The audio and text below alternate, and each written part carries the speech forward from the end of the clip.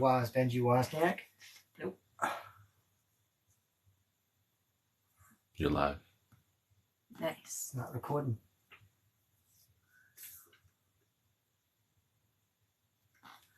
What's happening, world? I'm your host, the Wizard of Woz, Benji Wozniak. So typically, glad you guys joined in. We do have some microphone issues, technical problems. Welcome to the live. Welcome to the hang. We're gonna figure it all out. We can just do it live like this, and I can just take the audio off it. Perfect. Works for me. Works for me. All right, You want me to stop it? Yeah, I mean, how does it? Can you hear it? We can stop it and start over if you want. Nah, let's just go. Let's see how it goes. I mean, we'll see how it goes. This is off the cuff, off the fly. Well, why don't you just take a second to try and fix it? See if it works, yeah. I don't know what's going on with it.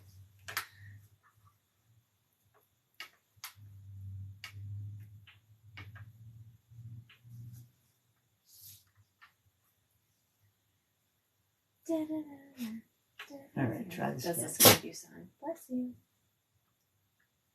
Should we be playing that Nirvana? So those of you who are watching us live, we're having some kind of audio problem with the Audacity, but we're talking about Batman today. So we're talking about the new Batman movie that just came out, and Kira is a big fan of it. I thought it was okay. I thought it was great. What's happening, world? I'm your host, the Wizard of Woz, Benji Wozniak, and this week Kira and I will be talking about the new Batman movie. Now, I think this movie was awesome. I saw it in the theater. I was so excited it was on HBO Max to watch it again. That's why I suggested it. I thought it was a great interpretation. I thought it was a great Batman for this newer kind of like world we're in. So I grew up with the Michael Keaton Batman and the Adam West Batman. And I liked this Batman because it's more towards the books, if that makes any sense. A lot of people came to me and said that Batman, he played a good Batman, but also like an awful Bruce Wayne. So for me, I read the books, so I think he did it pretty good as Bruce Wayne. I fully agree with you because here's the thing. Bruce Wayne is a freak. He's a weirdo. He's a recluse. He's fighting crime and dressing up instead of going to therapy. He has no real friends. I don't get this like Michael Keaton, Christian Bale, like playboy persona of Batman. Or Bruce Wayne, I should say. Because that's like not true. He's like in his room like doing detective work and building gadgets and like doing puzzles with Alfred and like I don't know, like this to me felt like Bruce Wayne and Batman. Yeah, well, my wife saw the Michael Keaton Batman, so she's used to that. So she's like, he has the personality of a potato, and I'm like, no. I'm like, this is actually how Bruce Wayne is. I'm like, this is who he is. I mean, he's friends with Superman and Wonder Woman. He jokes with them and stuff, but when he's out, he's really not this like flamboyant guy that goes around talking to everybody because he has a messed up life. Yeah, and I thought that this movie especially, we kind of see Bruce Wayne and Batman kind of personified into three versions. We see the Batman version in the cape. We see the Bruce Wayne in the suit at home with Alfred. And then we also see this kind of like grungy drifter army jacket, like running down makeup, like detective Bruce Wayne, which I think is very cool because it's showing us him as he's starting out, you know? He doesn't feel like he belongs in Gotham, but he feels like this like insane need to protect it. And this is the way that he's going to do it. It's like Christopher Nolan's movies ask the question like, why Gotham needs Batman, why Gotham needs a hero. In this one, Batman just exists in Gotham to protect it for like his own mental health, which is failing because he should be in therapy instead of beating people up. Yeah, and his thing is, I am vengeance. And that actually plays into the fact of the Riddler, because the Riddler's like, I'm taking after you. And that happens in the books. Batman's enemies, a lot of his enemies are because of Batman. And I thought that was so interesting. And I loved the Batman and Riddler relationships. And I thought it was so interesting because you can also see parallels to it with his relationships with Selina as well, because I would view Selina and the Riddler in this film on the same page. They're both after vengeance for people that they've done wrong, and they're going to go outside of justice to get it. Whereas they think, oh, Batman, he dresses up in a cape, he does all that. But Batman stays within that justice and those like cop laws. Like it's more like Batman and Gordon and then Selina and the Riddler. And those, I think, are the two parts. But I mean, did you watch the Joker deleted scene? No. Oh, okay. Well, in the Joker deleted scene, yes, I did. Actually. The Joker touches on this, and he's like, you guys are the two sides of the same coin. And then the Riddler even justifies it. He goes, when we're in our mask, this is who we are, and you gave me the courage to do that. And I think that is so powerful. Yeah, because the Joker says one day you're on top, the next day you're a clown. So like, yeah, I did like it. I thought it was good, and I like the fact that they got away from the quirky like costumes. Like I mean, I'm used to the Batman from Adam West where they had like the question marks on the thing, and Jim Carrey. So I like the fact that the Riddler really didn't have like a quirky outfit. It was more like sinister and like I'm gonna kill you. And I think that's where this movie shone so well is because of Matt Reeves' direction and the horror elements that he brought to it. I mean, the Riddler's introduction, first of all, chilling. Just seeing those glasses behind the mirror, that's chilling. Seeing that duct taped up face, chilling. The head in the cage, chilling. Even as far as like what they did with the Riddler's theme song to change Ave Maria to a semitone to mimic that Jaws like sinister atmosphere. I thought all of those aspects worked so well. We had his costuming that was obviously inspired by like the Zodiac. We had that serial killer persona of his while looking for justice. I mean, I was so entranced. It felt like I was watching Seven and not a comic book movie. Yeah, and like I like the fact that Batman actually has to do the work. Like exactly. in a lot of the movies, he doesn't. He just knows. He knows what it is. But in this, he actually has to piece it together and figure out what's going on, and look at the next clue. And I thought that was great because that's what Batman does in the comic books. He's the detective. It's a detective comic book, so that's what he does. He figures things out and solves the problems. And I thought that was really good that they hit back on the original aspect of Batman. I totally agree. And I think it's so interesting too, because this one even shows how his money is like a weakness to him. So we have him and the Riddler have this great kind of standoff full of tension. And the Riddler's like, wow, Batman, you don't know what's happening. I thought you were smarter than this. So then Batman goes back to the apartment with the other detective, with the cop, and the cop's like, wow, I can't believe she used like a carpet tool for this. And Bruce Wayne has no idea. And it was obviously a hint to pull back the carpet. But like, of course, a billionaire orphan child will never see a carpet tool. Like, how would you know? So I thought that was so interesting because it's not that Batman's dumb, like the Riddler was like insinuating. It's just that his money gives him this huge blind spot. Right, and the fact that the whole thing is because there was a rat in the mob that went to the police, and like that's the big thing about this. It comes from it's really not a rat. It's just Falcone is like using the police officers to make more money than what he did. Exactly, and I mean, I think he is a rat because he did like turn on other people. I mean, he did rat out own guys within his organization. I mean, we even see like the Penguin kind of coming to, and I think before. As the movie unfolds, we kind of view the Penguin as this kind of like Fredo Corleone sort of like mess up, but he knows too much. We gotta keep him in the family, and then we kind of see him being like, "No, you're the worst of all of us." Like at least we have like at least that there's like honor among thieves within them. Yeah, and I like the fact that, did you see Gotham, the show? No. Oh, well, the Gotham, the show, kind of has Penguin as a mobster, and, like, that's kind of where I thought they went with this. Like, it was more towards that kind of characterization of Penguin instead of, like, this guy that lives in the sewers and has penguins as pets. I thought this was actually better. Yeah, and I mean, one of the best scenes of the movie is the Penguin car chase. I mean, the introduction of the Batmobile, loved it. Incredible. And this goes, if you've listened to our podcast before, we talk a lot about practical effects versus CGI effects. And where I think this movie shines is they did a lot of filming on location. And to get that car scene, they used like 50 cameras all over the cars to get all those crazy angles, to get it above, to get it in front, to get behind. And I think that editing and that like extra work really comes through because that scene was immaculate. Yeah, I liked it too. The only thing I didn't like was like when the things blew up and he's like, "I got you," and then he flew through the thing. I was like, "Okay, I've seen this before." That was kind of stereotypical. Like, oh, you're dead, or you're not. But like, okay, so yes, it's stereotypical, but isn't that part of like the joy of comic books? Like, yes, we're talking about how this one subverts it a lot with different aspects, but at the same time, it still has that like crazy whimsy. Like, I mean, Batman still got like shot in the chest and then got back up. You know, like, yeah, he struggled, but he got back up. So I don't know. I thought it was funny, and I always like, I don't know. I thought just like him coming through the flames and like watching it through the rear view mirror. I thought it was so cool. I guess I was more entranced by the shot.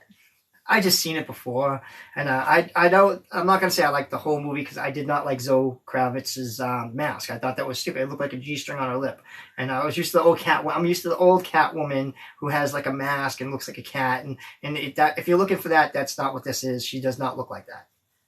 But I think that's because she's not Catwoman yet. She never refers to herself as Catwoman. She just likes cats. She only refers to herself as Selena. She never really embraces that. And she's still on the more like self-serving, like vengeance side. Not self-serving because she was trying to get justice for her friend. And then at the end, she goes, and I know I'm going to mispronounce the name of this place where she's like, Batman, you should come to me. I'm heading to Bloodhaven. And that's where Nightwing's from originally, who was the original Robin. So it's like maybe she's going to go, they're going to meet up, they're going to come back to God. I don't know. I think there's a lot of setups for sequels and like a universe within this movie. Oh, most definitely. I know the funny part is we talk about Robin and, Nightwing and all the different Robins. If you think about it, Bruce Wayne seeks out people that are scarred. Like all his people, like Dick Grayson's family like were murdered. And like he seeks him out to be like not like just protect him as a person, but to manipulate him into being a partner in fighting crime. So he's like Batman's kind of sick in the head. I mean, if you think about it. He absolutely is. He dresses up and beats people up for a living instead of going to therapy and actually using his billions of dollars for philanthropic work. Like, I think one of the best points of this movie is that the mayor's like, okay, but you have all this money. Like, your dad was going to do all this reform program. Your dad was going to do all this. And what are you, just like masking up and like fighting crime? Like, I don't know. Yeah, but his dad also had a dark side because he was with Falcone, and he had, he accidentally had the reporter killed. And that's where this all starts because, like, that's why Riddler's doing what he does. And he actually wants to kill Bruce Wayne. Yes, and I thought that scene was so good. That Arkham face-off scene when he's like, Bruce Wayne, and he's like taunting him. And you can see like Batman like starts to crumble. He's like, oh my God, he knows it's me. And then he's like, I can't believe we didn't get him, buddy. Like, we're best friends. We're the same. And he's like, you don't. I just thought that was so cool because we can see how if we put our idols on a pedestal, we don't see who they are. We see what we want to see. Oh, 100%. And I think in a way, Bruce Wayne wanted to be found out. Because, like, when he's doing a thing, he goes, I think it's about me. And they're like, what are you talking about? And he's like, nothing. I think in a way he wants to be found out. I think he's like, it's a part of him that's just like, I want people to know what I'm doing. I want people to know, like, accept me. I think the whole thing with him is acceptance. I think he's not accepted. And he didn't, like, the people, the crowds and everything, they don't accept him. Like, they're actually afraid of him at first.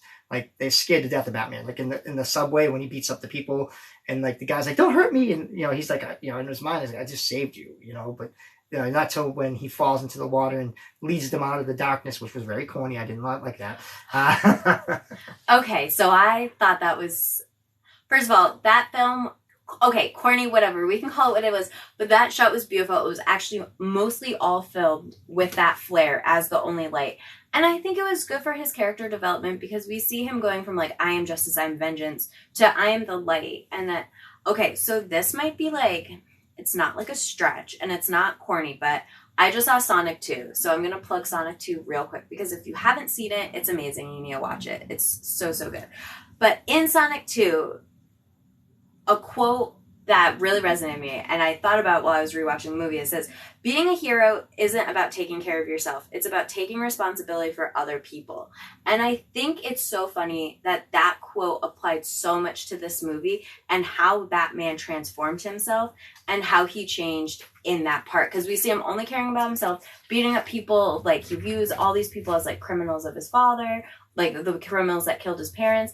And then we see him taking responsibility and actually leading these people to safety and trying to help the mayor. And like, I don't know. I thought it was really interesting. I thought it was corny, but it was more symbolic than that.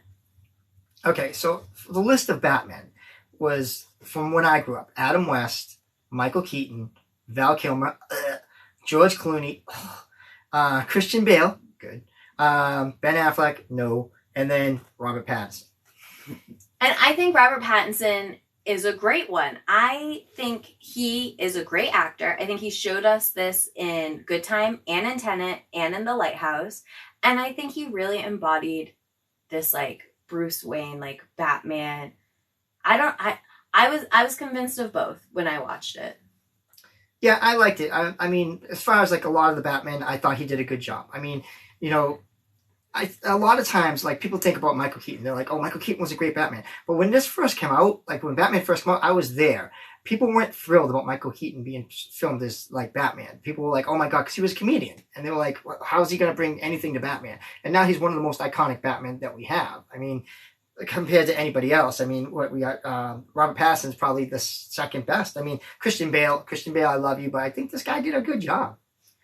Exactly. And one thing I hate about having this movie come out, and I don't know why it is that it's getting compared so heavily to the Nolan Batmans, whereas the Nolan Batmans, when they came out, were able to stand on their own and not really get compared to other Batmen.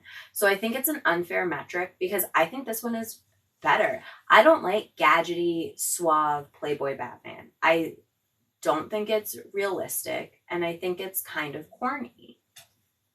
Yeah, this is very darker. I mean, it's more like if someone really were to like snap and like be a Batman, this kind of fit the scenario. Not like, where the guy's like, oh, billionaire, he brings in all these gadgets and like, multi-million-dollar things that, first of all, shipping and packing, they'd have to find a way to get that in there, and the people would fall back to what's going on. But in this, it was more like, realistic, where like this guy was just, a guy that has millions of dollars. He's messed up in the head and he has stuff, but he doesn't like overdo it. It's more of his knowledge than his ability to buy stuff.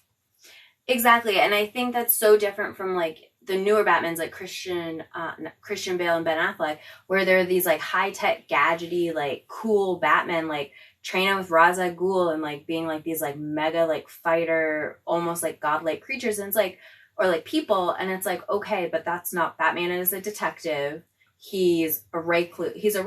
He's like Howard Hughes if Howard Hughes wanted to actually leave the house at some point. You know what I mean? Like I thought that Robert Pattinson walked the line of being able to interact in public as Batman and then interacting in public as Bruce Wayne.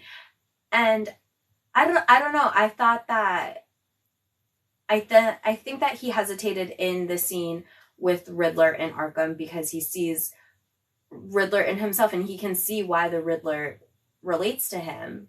But then also for the first time, he's also related to Selina for probably the first time in his life, someone who's his age, Yeah, and like the whole relationship with Selina kind of was like really quick. It was like, I met you, things are going bad, kiss me. I mean, I was kind of like, because like in the books, it takes a while for Batman and Selina to get together. Like they don't just like fall in love. Like a lot of stuff goes on between those two, and it's more like foreplay.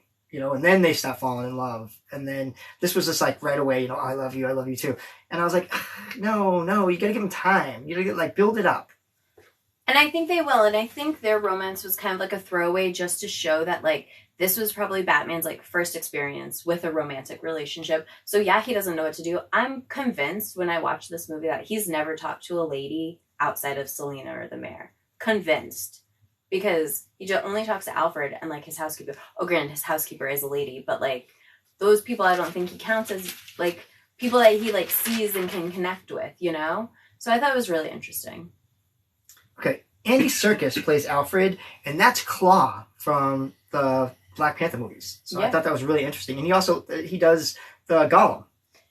And this is not the first time Andy Serkis and Matt Reeves had collabed because he was also in War for Planet of the Apes and the other Planet of the Apes movie, Rise of Planet of the Apes, Rise for War of Planet of the Apes. I don't know. They've worked together before though. I loved Andy Serkis in it. I thought the scene in the hospital between him and Robert Pattinson was great. I thought it really showed that Batman can care for people outside of himself, and that is Alfred. He has a weak spot and it's Alfred, and I loved to see it. Yeah, I like the stuff that they're doing with the new Batman. Like they're coming up with all kinds of stuff about Batman, and it's good because like I'm a Marvel person. If the shirt says Marvel, if you didn't see it, it's Marvel. I love Marvel comics. That's what I grew up on. But on DC side, I love Batman. I thought Batman was great in the Teen Titans. So like, and to be Batman, it's an iconic role. Like people like always knock DC, But to be Batman is iconic. Like Adam West, the Michael Keaton. I mean, people look to that for like, you got to be a real good Batman. I thought this guy did a good job. Absolutely. And going back to like how iconic the character of Batman is, I think when you're growing up and you hear of superheroes, the first ones you think of are DC ones. They're Superman and Batman.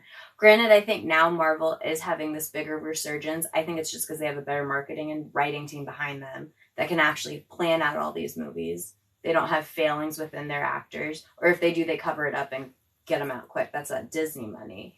But like, so I think that Robert Pattinson, coming from getting famous from a movie like Twilight and then becoming Batman in this era is amazing, because I think he does such a great job. And I'm a big fan. I mean, I was a fan of Twilight, like I like him. So I didn't see the Twilight movies. They're hilarious. my friend actually told me to read the Twilight books. So I read the Twilight books, and I was like, oh, okay. And like some of the parts of the Twilight books, I was like, whoa, this is getting really weird. And because I like Anne Rice. I love Lestat. Lestat is like the most incredible vampire ever. Love Lestat. But then he had me read these, and I'm like, they were good. They were really good until the ending. And I was like, oh, this is weird. Okay, so Ben and I are much young. There's a big age difference between us. Gray hair. Read Twilight when I was younger. I was like 13, 14, 15, and I was enamored with the books. I loved them.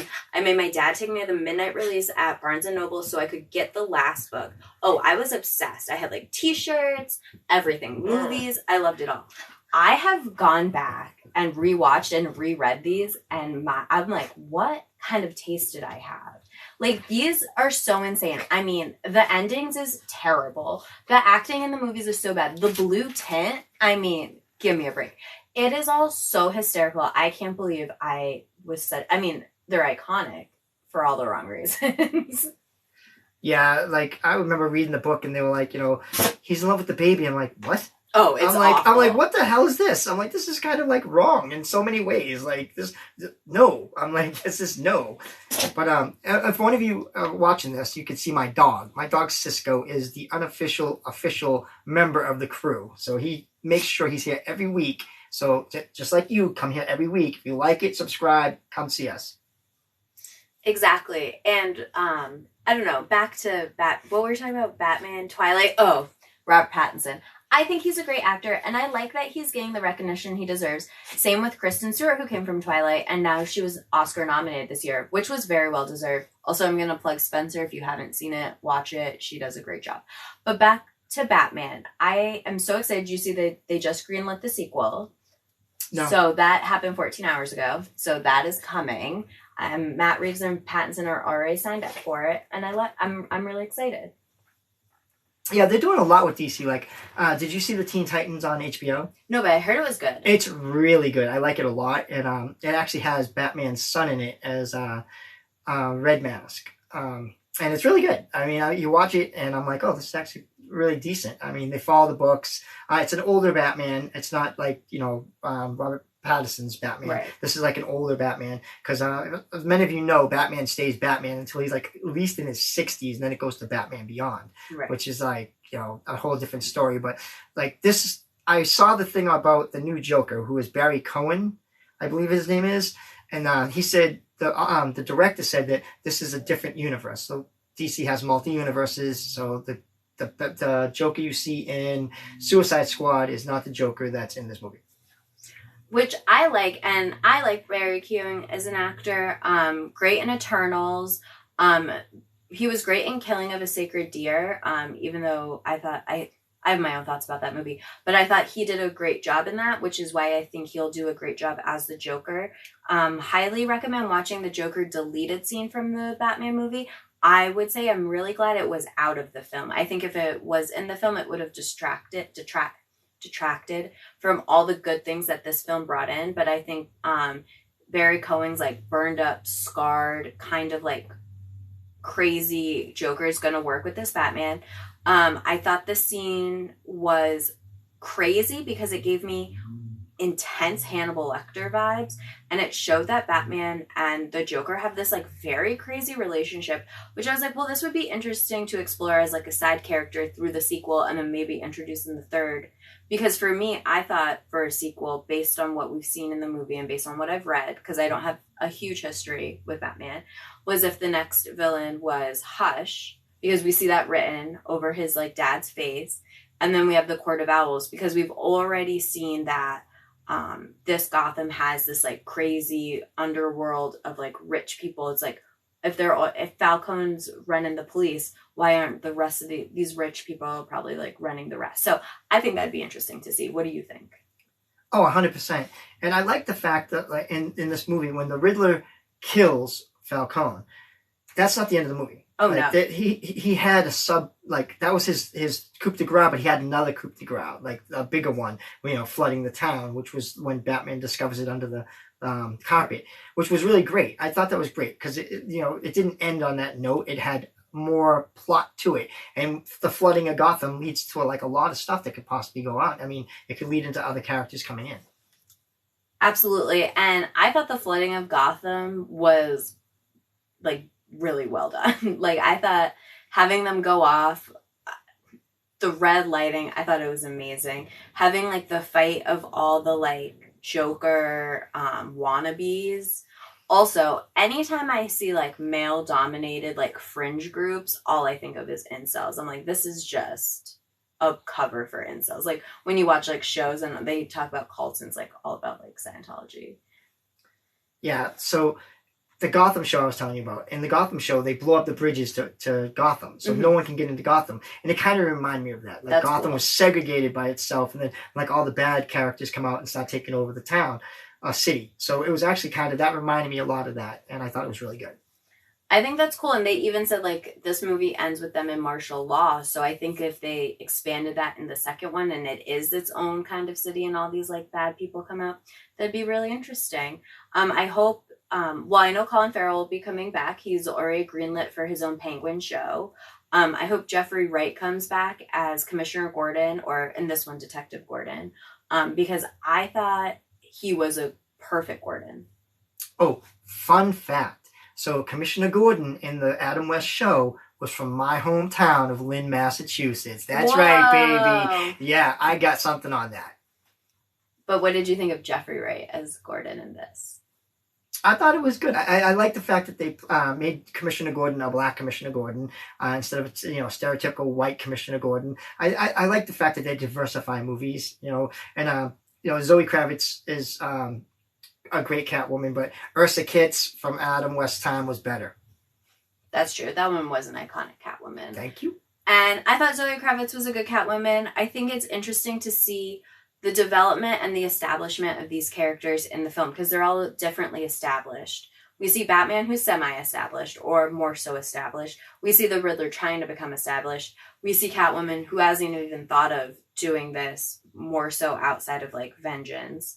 And then in the deleted scene and kind of at the end of the movie, you see that Batman and Joker have a very established relationship, so much so that Joker's already been a year in jail. So I think that this universe, since it's different, has so much to offer us. And I think it's really cool. Like I said, if Matt Reeves continues to do them, he'll add these horror elements that I think are important, kind of like the way that, I don't know. I thought it was great.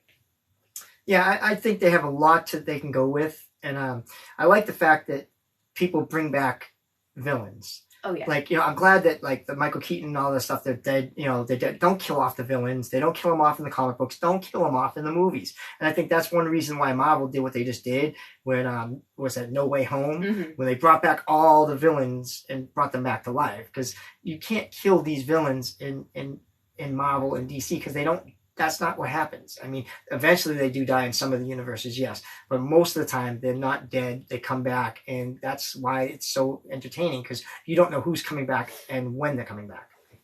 Exactly. It's kind of like the idea with, like, Godzilla. Like, you have these titans, and these titans are going to fight each other at any point in time, but they can never truly defeat each other because they're on the same level. Like, the Batman can never beat the Joker, and, like, Superman can never be Lex Luthor. Like, these people have to keep getting cycled through because that's, like you said, what makes it interesting. It's It's their counterparts. Yeah, it's the yin to the yang. You need that person, and Batman and the Joker are iconic together. The comic books that they're in, like the Joker plays mind games with Batman, and Joker kills a few people in Batman's life. I mean, one of the Robins, Drake, I believe it was, he beats him to death with a crowbar, and there's a lot of good stuff that happens in those books because like they feed off each other, they play off each other. So Batman puts him in jail, and I forget one episode where Batman and him talk, and he goes, the reason why you haven't killed me is because you need me. Exactly. And then I remember this is from the Batman animated series, so a little different, but I think it's Joker and Rhino and someone else, and I could be wrong, and if I'm wrong, that's my memory, and I'm not trying to be wrong.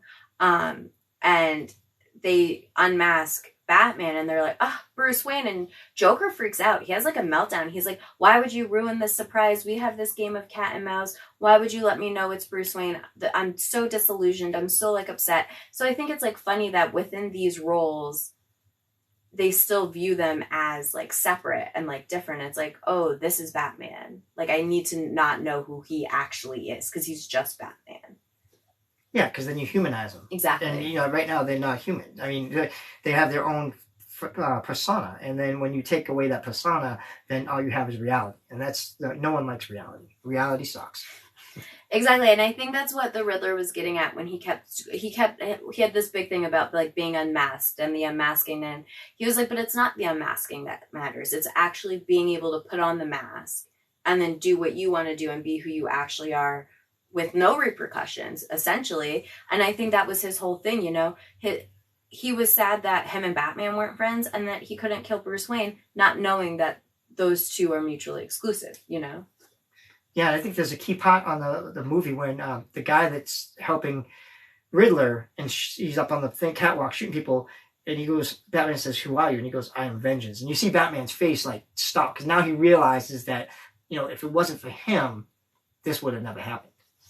Exactly. And I think it goes between like the channels of justice that people like perceive themselves to go down, because we have Selina and the Riddler, and we can say the Joker because he does like talk about it a little bit, in these channels of doing what they think is right, getting justice and vengeance the way that they think is right but is perceived as wrong. And then we have Batman doing the same thing, but since he is more aligned with Gordon and more aligned with like the channels of, I'm going to call it cop law, I guess, because it's not outside of it, but it's still vengeance because he's still working outside of the law, but enough within the parameters that he can get away from it. So then who is he to judge all these other people who are doing essentially the same thing that he's doing? You know what I mean? I find it so hypocritical. I don't know.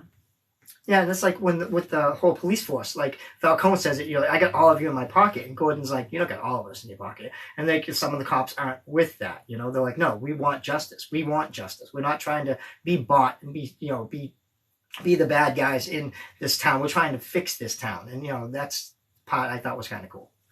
Exactly, and I also thought it was cool because when we're looking at Falcone, we see the Riddler and Gordon release information, private sensitive evidence and information to the public versus just going through those like typical channels. And I think that's important because I think in a town where there's so much corruption, being caught and ruled in the court of public opinion can lead to a lot of image problems and can lead to your downfall, especially if we're saying Batman is set now in 2022 with the climate that we're in. Can't people get canceled? We can say that all the time for nothing. Not for nothing. People get canceled for real things all the time. And I think that was trying to show when they released the voicemail, they're we're trying to cancel Falcone in a way that he can be touchable, because to him and within the police force and within these laws of justice, he views himself as untouchable. Yeah, and it's like Johnny Depp. I'm not trying to go there, but I'm going there because Johnny Depp, he got that thing in the news, and his career kind of was tanked, and now he's trying to fight for his career, and that's the same thing with Falcone. Yeah, except Falcone dies. Yes. He gets shot because he is a bad guy. Yeah. Will be transparent. I have not been keeping up with the Johnny Depp Amber Heard. Hysterical. I feel like, I don't comical and waste of time. Yeah, it's like whenever I see big things like this, it's like, what are they distracting us from? Like, what's going on and what are they distracting us from? Because I don't know. But back to the movie, I thought it was really well done. I can't wait for the sequel. I love the use of the color red, the ideas of vengeance, the use of Ave Maria. I thought the symbolism in it was great, and I thought they tied a lot of things together well.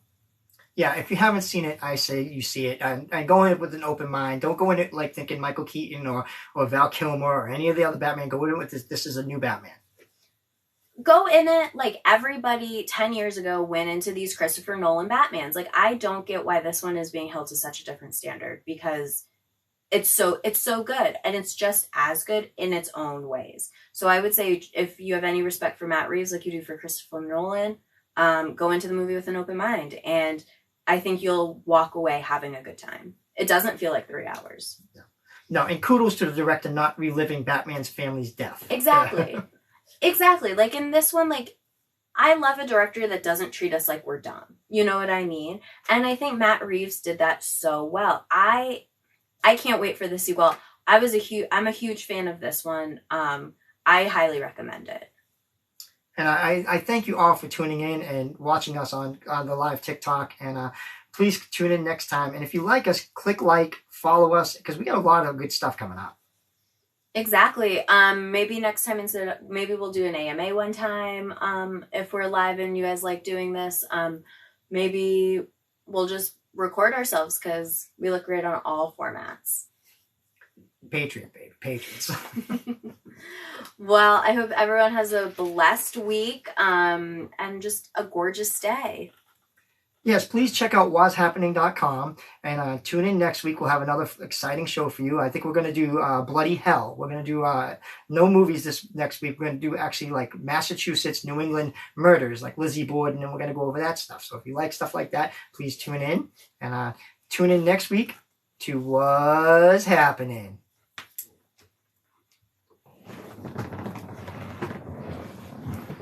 Thank you.